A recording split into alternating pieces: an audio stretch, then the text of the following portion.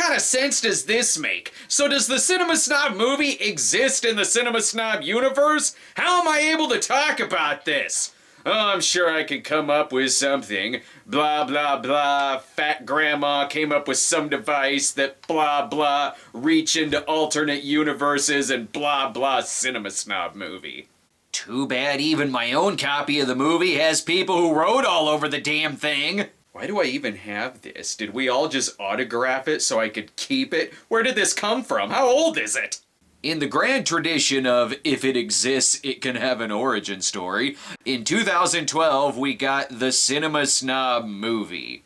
Because we needed a 130-minute movie to explain the backstory of a guy who talks about movies on the internet. You want to know the real origin story? I had a lot of free time one day. The end.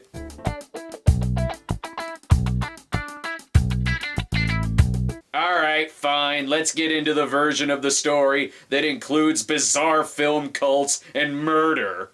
The Cinema Snob movie is the story of exploitation filmmakers Craig and Neil who need permits in order to make their blaxploitation movie, which causes Craig to invent the character of the Cinema Snob in order to get in good with the film commission so that they can get their filming permits. You know, just like on the show. Listen,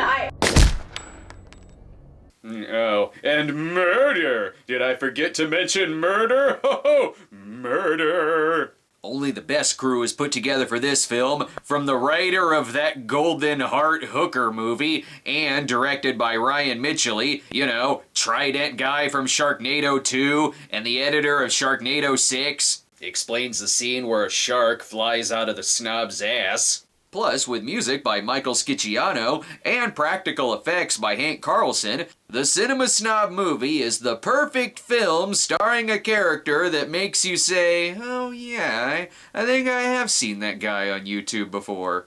Not to mention, there is currently crowdfunding on a sequel to this thing, so click on the link below in the description to donate. I guess I should talk about the first movie. That way you won't be confused by the second movie.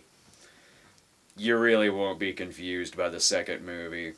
The Cinema Snob movie comes from Hey Get Back Here With My Fucking Camera Studios, and in association with a name they came up with in high school. I gotta say, Spielberg's Lincoln is significantly less epic than I thought it would be.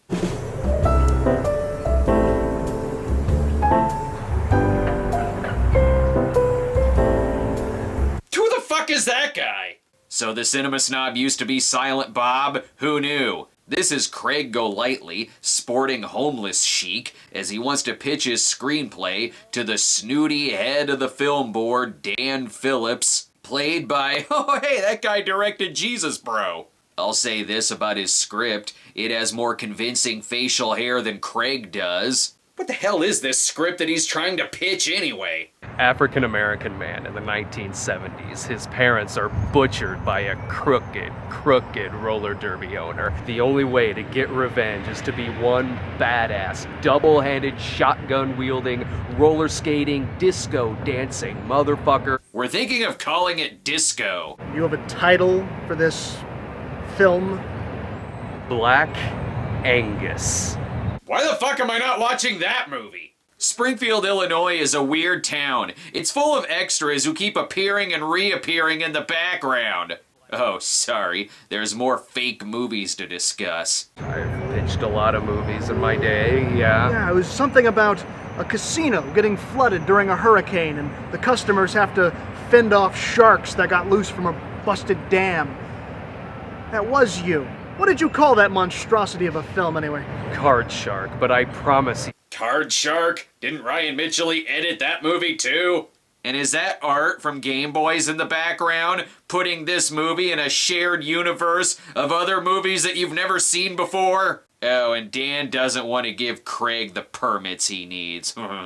Should have asked 80s Dan. He would have given you the permits, plus a bag of cocaine. Meanwhile, at a bar that closed not long after the movie was made, wait, is the bar already closed? Or did they just break into the place? Jake Norville plays Neil McElefant in the room, This is really an intervention to tell Craig that his fake beard looks like he went down on the grimace. Craig is the writer of Black Angus, while Neil would be the director. Cannot film a movie like Black Angus without a little help from the upper class.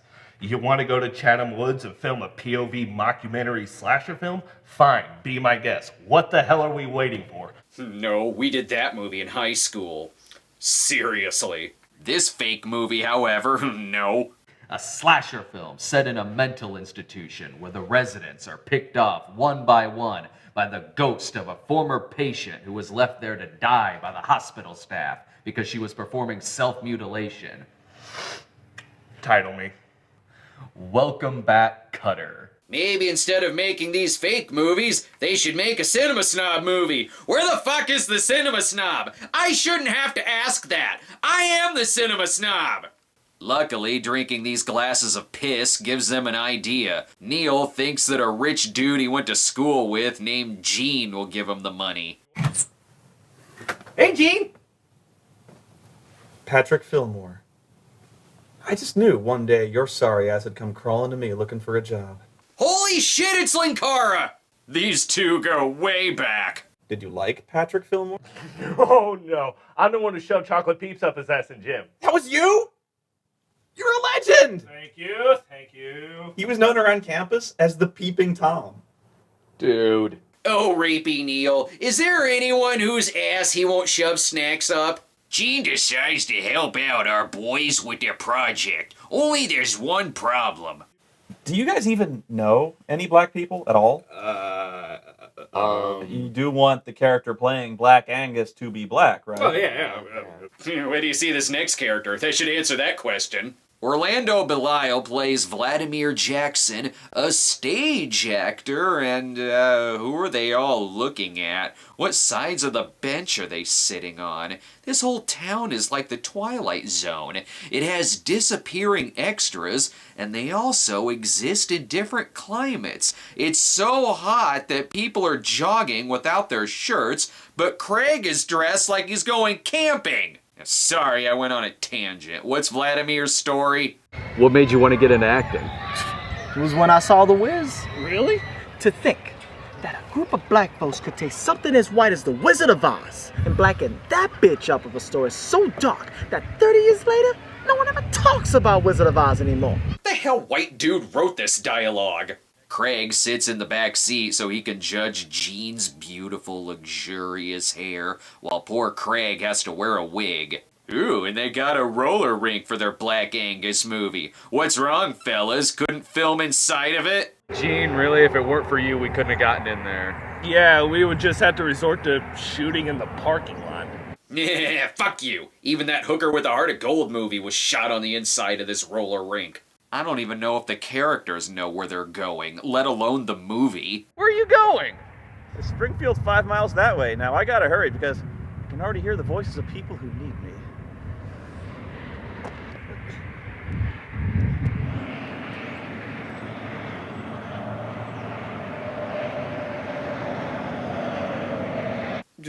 I think this may also be a superhero origin story, or a 70s procedural where Gene solves random crimes of the week. Only one problem, though. Vladimir is one of Dan Phillips's actors. The hell kind of film group is this? Is it also the Mafia? Think less Spike Lee and more D'Urville Martin. I don't know who that second guy is. Did he make Boys in the Hood? No. God damn it, no. This scene simultaneously features the blackest coffee I've ever seen and the whitest cream I've ever seen. You know, I also run a film club that meets every week, Vlad. It'd be nice to throw some color into our mix. And I think the cream may be racist. Anyway, our boys now have a green screen, which is also a blanket they stole from a homeless man. What about these poles? Local sex shop threw them out. I'm not sure what they're for, but I think it has something to do with the anus. Oh, and it's also an origin story for the Will It Fit guy. Dan comes over to tell them that not only will there be no Black Angus movie, but that they should also take Santa Claus's hint when he replaced their stocking with a bag of trash. Like he's gonna use Vladimir Jackson any better. I offered him the lead role in Black Beauty. Now suddenly he's no longer interested in your little exploitation venture. Black Beauty? Isn't that a little racist? He's playing Farmer Gray, not the horse. It's a reverse cast. The horse is white. Okay, I stand corrected. I kind of want to see that play. Craig and Neil then break back into the bar and drink some more piss. We've already got the roller rink. Why don't we just film in there full time? What? Dude, we are exploitation filmmakers. It shouldn't be that hard for us to shoot in one place. Yes, it is that hard to shoot in one place. The AC units can be a bitch. Looks like all hope is lost. You know who could help us out with this? Fucking Gene. Yeah, assholes. I'm still here. Oh, Angry Joe, thank God you're still here!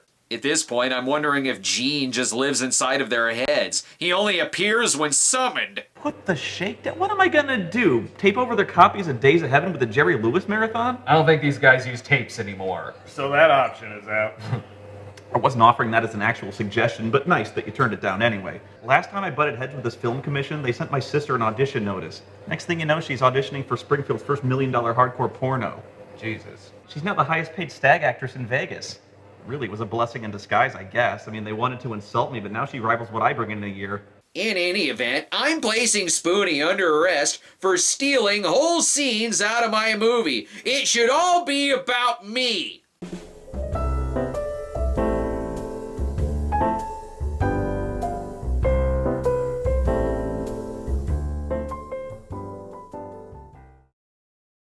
Brought to you by Joe Galina's Pizza, only because they happen to be standing in front of it when having this riveting conversation.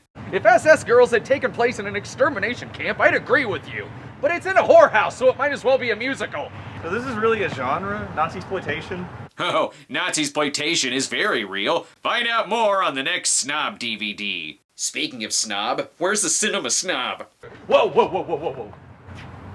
You know what I've never had before? What? Anchovies on a pizza. Is this why the movie is over 2 hours long? Because the characters got hungry? So then they try out anchovy pizza for the first time. If no one was asking for a Cinema Snob movie, then they definitely weren't asking for a Brad Tries movie.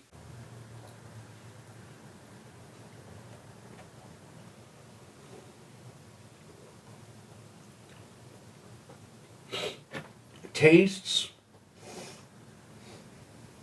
salty. That was enthralling. Alcohol and salty pizza always leads to the best ideas. That's it! What's it? Blackface!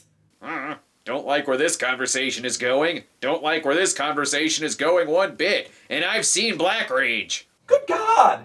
You're drunk! And shockingly racist! No one is wearing blackface!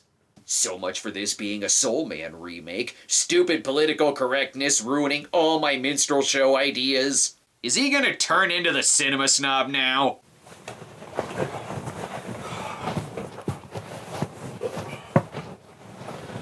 What's he doing?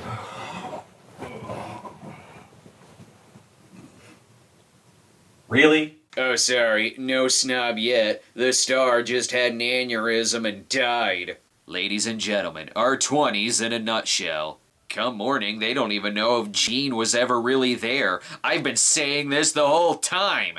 Neil. Neil. So fucking thirsty.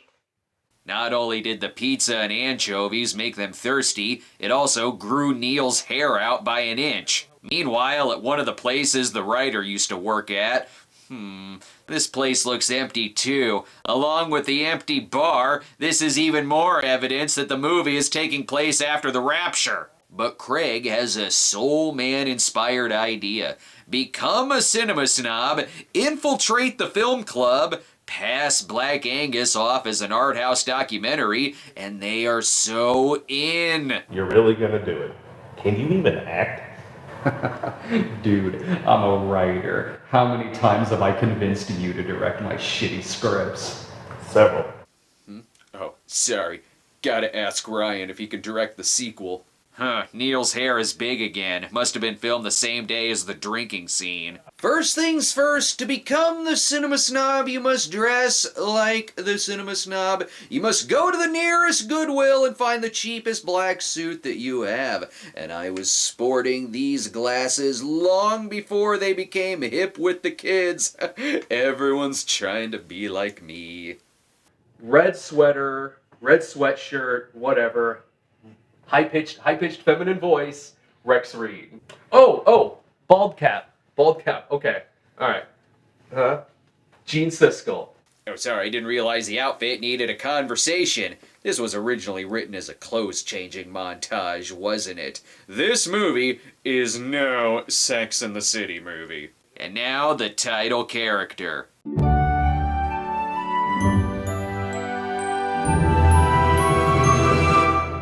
Play it to the bone. Well, I got a bone to pick with this mutt, which should be put to sleep at the doggy pound pronto. I was jonesing for a Cinema Snob movie, but after witnessing these half-jaked jokes, this movie went from bad to worse. And after all this time, here's, me.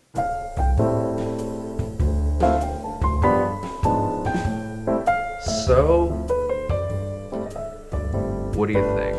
Again, who the fuck is that? The Cinema Snob doesn't have hair, and that guy is way fatter. Sorry, I couldn't bear to talk about the scene where they ruin a perfectly good wig and also peel Barney the dinosaur's pubes off his face. I've been wearing that hat so long, I didn't realize I'm going a little thin. Oh, it's gonna get worse, brother. This lead actor is smoking. Gilbert Rousseau. That's too French sounding even for the snobs. Okay, David Hills, Lewis Fuller, Godfrey Hall. Fake sounding.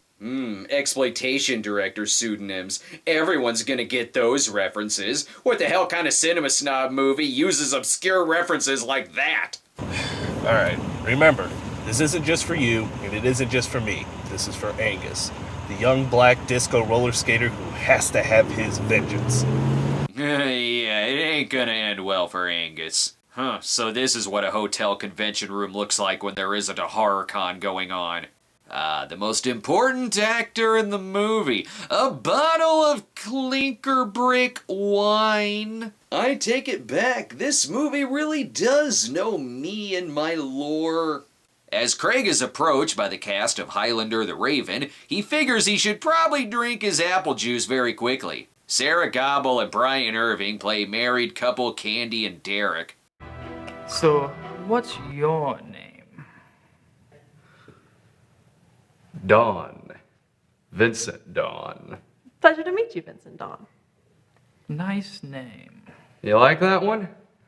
I think it's pretty cool. Will you all just fuck already? And Vincent Dawn, like Bruno Mattei's pseudonym. I get it. Wait, why am I scoffing at that? My name really is Vincent Dawn. I guess. I don't understand this movie. Snob has hair, Irving doesn't have a beard, mass hysteria. Charlie Kaufman, he does take a crowbar to the word linear.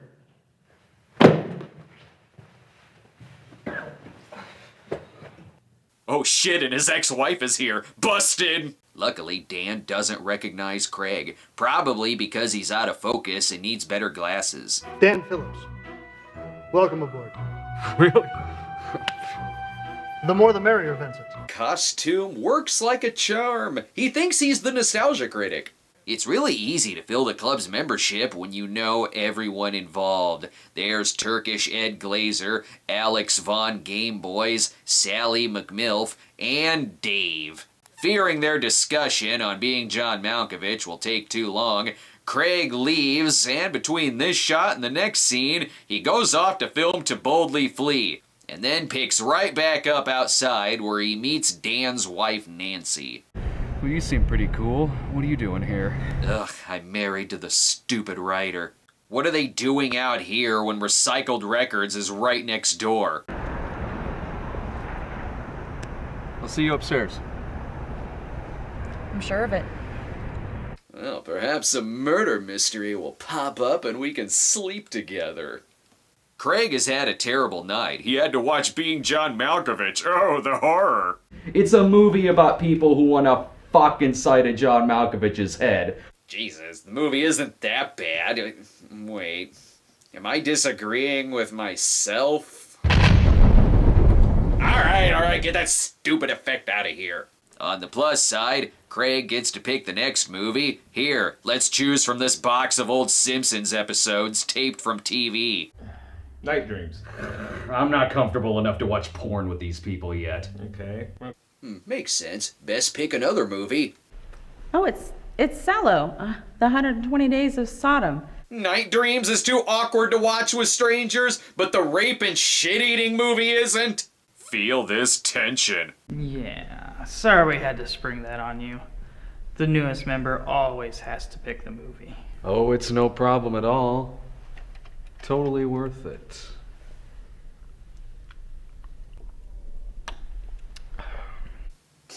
So you two gonna fuck before or after you watch Sallow? I'd recommend before, because the tongue scene may kill the mood. What kind of weird cult is this? Now, this man knows what I'm talking about. I do? Stick with me, Vincent. You'll come around. Am I missing something? Yes, they're gonna burn you in a wicker man at the end of this. See? I can make references too. Craig has his shit-eating grin ready to go so he can watch Sallow. La couleur sembra vorrei congelate di cioccolato fanno wrestling. Fortunatamente avevo un... I don't think that's really from Sallow. Do you have to defy me in every conversation, Arch? Well, if I didn't, Derek might think that we get along just a little too much. We don't get along too well. I think therein lies the beauty of our relationship. Fake Sallow is so riveting that it made Dave go out of focus. And you thought Sallow was the end of pulling something out of your ass? Oh no, poor Craig has to pull a speech out of it. The shit represents our dependency and addiction to the eating and consuming of mass-produced foods. Hey, this movie is plagiarizing my Cinema Snob review of Sallow. This isn't the first time my voice has given someone an orgasm, apparently. Now to go outside and lose 10 pounds between the scenes. Quick, show me a shit-eating grin. Okay.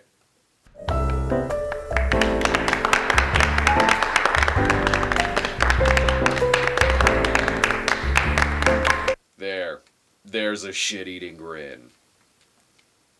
But uh-oh, Nancy knows he's using a fake name. You're, Bruno Mattei fan? Yeah. So much so that I picked up on you using his most popular pseudonym. But not so much that you didn't realize that he didn't use Vincent Dawn on SS Girls. Are you being condescending about fucking SS girls? Why would Craig want to break up her and Dan's happy marriage? Vincent, I see you've met my wife. Yeah, I guess I have. Excellent choice in movie tonight. I only threw up about 5 times, but I agree with every point you made about that film. Thanks, Kyle MacLachlan. Now, if you don't mind, I'm trying to hit on your wife. This film club is a soap opera. Even Candy is cheating on Derek with Arch. Who are these people? Do you have to defy me in every conversation, Arch? Well, if I didn't, Derek might think that we get along just a little too much. We don't get along too well. I think therein lies the beauty of our relationship. And then they were married years later. Here, I'll drop you off at your house, / the Cinema Snob's old house. Oops, shouldn't have said slash.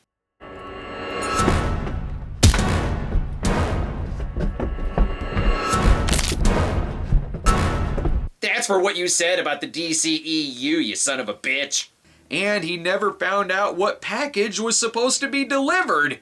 This movie took a dark fucking turn. This is supposed to be an inspirational story about low-budget filmmaking. Why on earth would a Cinema Snob movie suddenly turn into an exploitation film? We'll find out more in part 2. I knew it was too dangerous to review my own movie. My friends are starting to be stabbed to death. If the sequel does get made, it'll cause the whole world to explode. Oh wait, Fat Grandma did that too. Someone's trying to get on my good side.